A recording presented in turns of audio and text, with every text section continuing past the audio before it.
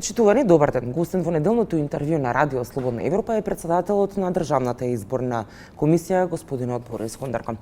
Господине Кундарко, се подготвувате за 8-те поред локални избори во земјава. Кои се најголемите предизвици со кои што очекувате да се соочите во текот на подготовките? Веќе најтешкиот дел од работата го поминавме, меѓутоа веќе во самиот тек на спроведување на изборните действија, нормално дека ги предвидуваме, ги антиципираме сите оние работи кои унапред мораме да ги спроведеме како изборни действија, така што очекуваме дека сите действија согласно законот ќе ги превземеме онака како што треба, како што ги предвидува законот и роковникот. Очекувате некакви предизвици, можеби потешкоти, имајќи предвид дека ова се пообемни избори? Потешкоти секогаш има, но секогаш наоѓаме начин да ги надминеме и да ги решиме. Јас во една прилика кажав дека најголема потешкотија ни создава законот, изборниот закон, кој повеќе од 30 пати од 2006 навака е изменет и дополнуван, меѓутоа има многу нејасноти, многу непрецизности што ни создаваат ни отвораат правни прашања и ни создаваат предизвици кои мора да ги надминуваме во склад на законитост, на транспарентност, на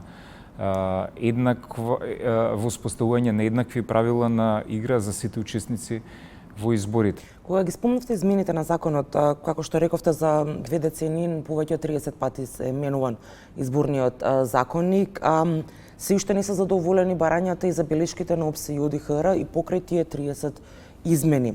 Што мислите, зошто е тоа така? Затоа што едноставно нема политичка волја за тоа. Откако ќе завршат изборите, сите забораваат на изборите. Мислам дека треба да се пристапи одговорно од страна на сите чинители, значи тоа се политичките партии, собранието како највисок законодавен орган, меѓутоа изборите се комплексна материја каде што една постапка за измени на закон, односно за донесување на комплетно нов изборен закон, што е наша потреба констатирана години наназад и препорака на ОДИХР, мора да биде еден инклузивен процес донесен со поширок консензус, каде што ќе се чујат мислењата на различни чинители. Иначе препораките на ОПСЕ ОДИХР тие не се во вид на готови законски решенија или амандмани или готов текст. Тие се состојби кои се констатирани реално во многу процеси, во многу делови од изборниот процес, за кои не се однесуваат на ДИК.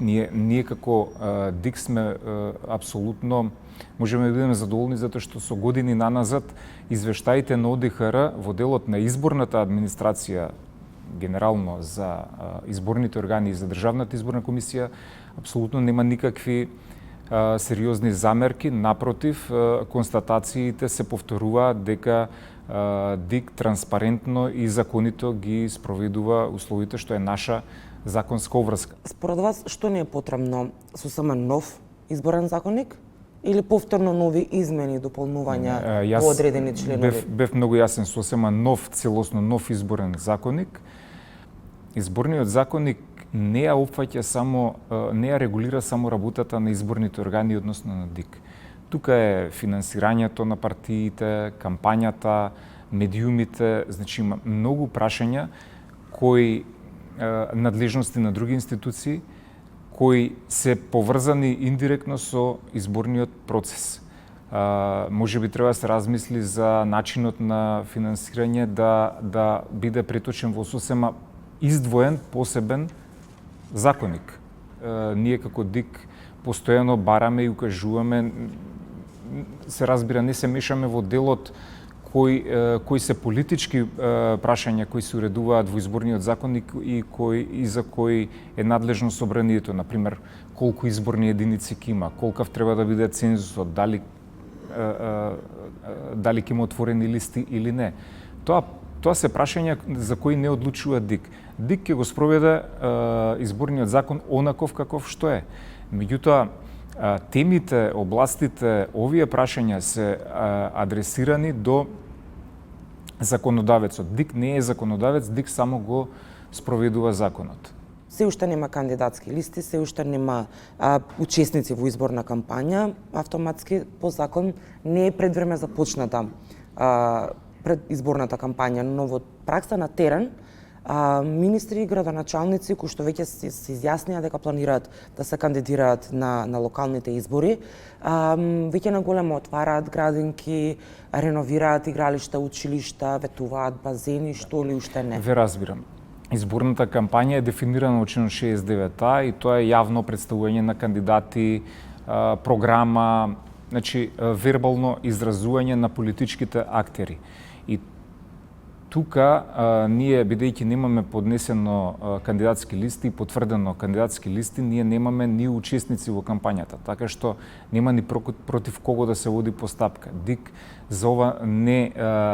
ова не го следи по закон по службена должност, туку единствено по приговор, а приговор може да поднесе само друг учесник во кампања за евентуално предвремена кампања. Значи, дали некој ги објави имињата на кандидатите, програмата или слоганот на кампањата, тоа не е предвремено почнување на кампања. Откако ќе бидат потврдени листите, 35 дена пред почетокот на изборите, кампањата почна 20 дена пред почетокот на изборите, во тој меѓу период сите учесници можат да промовираат, да организираат по еден промотивен јавен настап за промоција на својата програма и кандидатите. За забраните и ограничувањата што можат, а што не можат и во кој период не смеат да прават, какви активности, е надлежна Државната комисија за спречување на корупцијата. Последниот ревизорски збирен извештај за парламентарните избори во 24-та покажа дека дел од партиите евидентирале, односно покажале недоволно точни податоци, непријавени донации, па и недокументирани трошоци. Според изборниот законник, ќе има ли последици за партиите во овој контекст? Државната изборна комисија нема овластување да постапува по финансиски извештаи на партиите. Единствена обврска е преку нас да оди платеното политичко рекламирање, што по закон е дозволено во време и средства.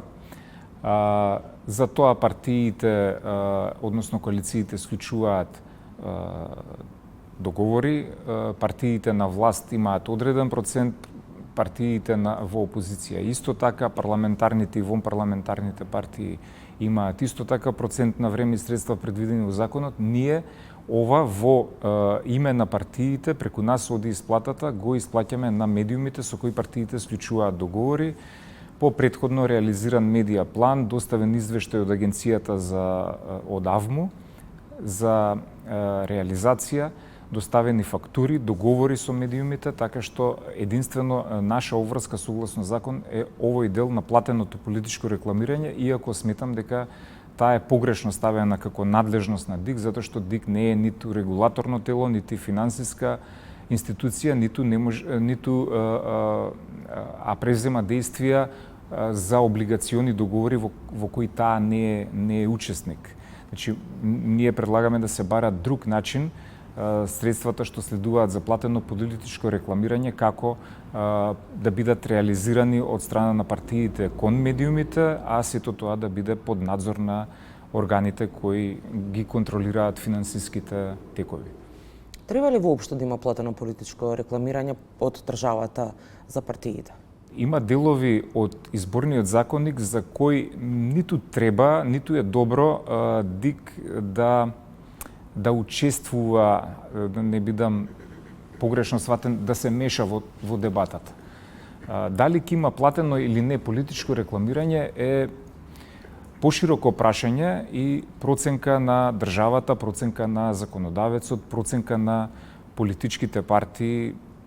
Таа е една дебата во која треба да учествуваат и институциите кои се надлежни за тоа, за начинот на трошење и распределба на државните пари. Меѓутоа, ние сме должни да го спроведуваме законот онаков како што е. Од 10 милиони евра колку што ќе чини целиот изборен процес, за локалните избори годинава. 6,5 милиони евра ќе одат во медиумите за партиско рекламирање. Од една страна, годинава има рекорден број на пријавени на интернет портали, 257, кои што ќе добијат дел од овој колач. Па би сакала да ве прашам, каде се критериумите? Кој е навистина медиум, а кој е само адреса за субвенционирање, имајќи ги в предвид и претходно многу новинарски истражувања, кои што покажаа дека од претходното искуство, од претходните години, многу од овие портали се наменски отворени само за изборите. За жал, пропадна обидите во собранието во неколку наврати поради немање на мнозинство Бадинтер за носење на последните измени од изборниот законник, каде што беа воспоставени нови услови и критериуми превземени од законот за медиуми. Тие не се имплементираа во изборниот закон, исто како што беше ова ситуација со подписите со група избирачи. И неколку други прашања што беа многу важни и корисни за ДИК, за да влезат во новиот изборен закон. А во врска со ова прашање, не значи дека секој што ќе ги исполни условите за регистрација, такви како што се во законот, ДИК не ги пропишува условите, туку законот ги пропишува, не значи дека секој ќе добие средства од буџетот. За тоа, според закон, право имаат единствено партиите или учесниците во изборите кај кого сакаат да се рекламираат и за кој износ. Не можат повеќе од 25% од предвидениот износ за нив да го дадат на еден медиум. Така што состојбата е онаква какво што е и за овие избори ќе остане иста и ќе го применуваме законот на истиот начин како и на минатите и предминатите избори.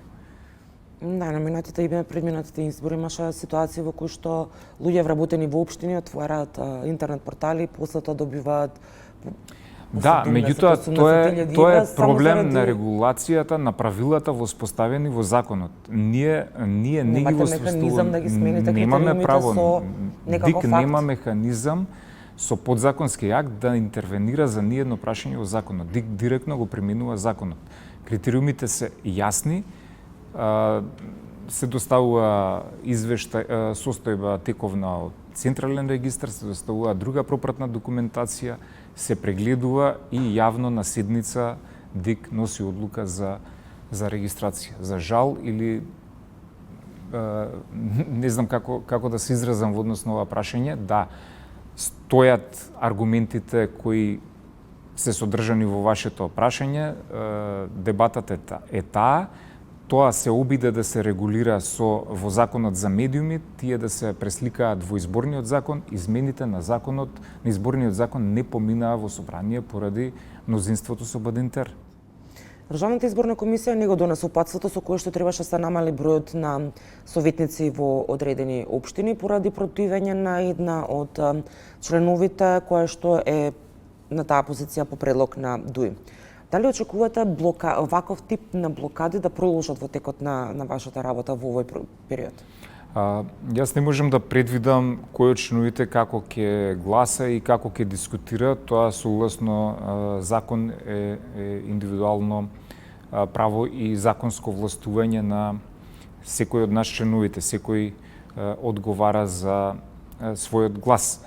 Но конкретниот случај што го споминавте околу упатството за бројот на советници во општините, кое произлегува од соодветната одлука на влада, да, не беше во моментот донесено, затоа што процедурата во изборниот закон е таква да доколку припадници на немнозинските заедници имаат право да побараат овие прашања да се донесат со консензус, да се обиде ДИК да направи консензус околу тоа. Доколку тоа не успее, правната служба дава свое мислење, се става на повторна седница и потоа не е потребен консензус, туку ДИК одлучува со мнозинство гласови. Со оглед на тоа што сега не се потребни повеќе од 2 подписа за независните кандидатури, многумина аналитичари очекуваат инфлација на кандидати, кандидатски листи за локалните избори.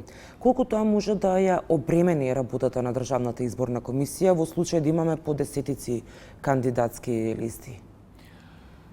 Па ДИК ќе се справи со сите овие предизвици, ќе најде решение, има механизми во законот, ДИК има овластувања да носи соодветни одлуки и да ги прилагоди на актуелната ситуација, а со цел да обезбеди непречено функционирање и одвивање на сите действија во изборниот процес и гласањето.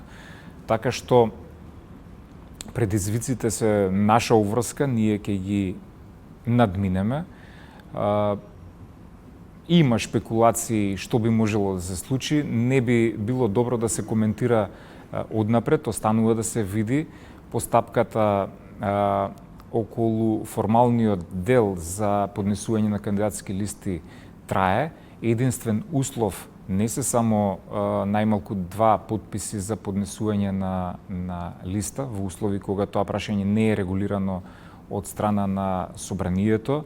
ДИК согласно член 31 став 2.2 има обврска да донесе правилник за регулирање на постапката за поднесување на кандидатски листи, односно подписи за независните кандидати за група избирачи. ДИК тоа го направи. ДИК со тоа упатство не излезе надвор од законот, туку ја го прилагоди на конкретната ситуација. Прашањето околу подписите не беше непознато и не се појави сега по распишувањето на избори, тоа беше познато уште во мај, состојбата кога Уставниот суд постапуваше и укина членови од законот кои го определуваат бројот на потребни подписи за група избирачи. Така што во услови кога постои правото загарантирано во законот на учество на група избирачи, а ги нема бројот на подписи, ДИК не може да го ускрати учеството на оваа категорија учесници во изборниот процес и тој процес мора да тече. Значи, ДИК немаше друга варијанта, алтернатива, па да бира што е подобро, ДИК мораше директно да го примени законот. Со оглед на постоењето на правото во член 60 и постоењето на постапката за собирање подписи, односно рокот за собирање подписи предвиден во член 63, кои се активни членови во изборниот законник, ДИК постапи онака како што постапи. Тоа прашање е затворено. Реков, има и други услови кои треба да се исполнат, да видиме дали учесниците во изборниот процес ќе ги исполнат сите други законски услови. Значи, не се доволни само 2 подписи, потребно е во упатството не се однесува само за собирање подписи. Упатството се однесува е подзаконски акт со кој ја олеснува еден вид водич, ја олеснува процедурата и еден вид водич за административно-техничкиот дел на пополнување на сите оние образци кои ги има донесено ДИК, кои ќе им овозможат нивно легитимирање пред изборните органи, односно да им биде потврдена листата. Така што да почекаме да видиме колкав ќе биде бројот соодветно на ситуацијата. Ние имаме механизам, ќе одлучиме соодветно да сите бидат што ги исполнуваат условите и останатите услови да бидат застапени на гласачкото ливче. Колку евентуалната инфлација на кандидати и кандидатски листи може да го поскапи изборниот процес? Останува да видиме. И тоа прашање е легитимно. Ќе видиме откако ќе помине рокот за поднесување на листи 13 септември, колку ќе бидат пријавени, колку ќе ги исполнат условите, колку ќе бидат потврдени. Ние со одлука го уредуваме изгледот и формата и содржината на гласачкото ливче, ќе прилагодиме онака како што мораме, со цел да го обезбедиме правото на сите. Дали ќе го поскапи процесот, можно и да го поскапи, но ние мораме да го спроведеме процесот. Ви благодарам за разговорот. Благодарам и на вас. Вам, почитувани, ви благодарам што го следевте неделното интервју на Радио Слободна Европа. До гледање.